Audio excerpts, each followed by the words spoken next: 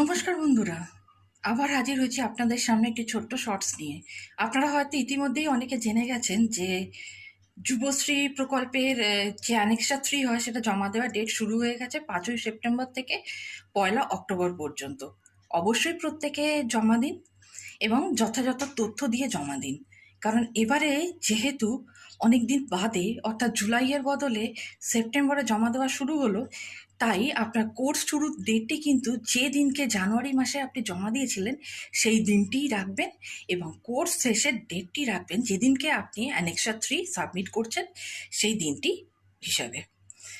না হলে কিন্তু হিসাবে একটু গোলমাল দেখা দিতে পারে এবং খুব ভালো হয় যদি আপনারা আপনাদের কাছে আপনি যে কোর্সটি করছেন সেই সম্পর্কে কোনো তথ্য রেখে দিতে পারেন। যদি ডাক পড়লো তখন তো আপনাদেরকে জমা দিতে হবে, শুধু আপনাদেরকে কেন আমাকেও জমা দিতে হবে। তাই সকলকে রিমাইন্ডার দেওয়ার জন্য এই ছোট্ট ভিডিওটি। ধন্যবাদ।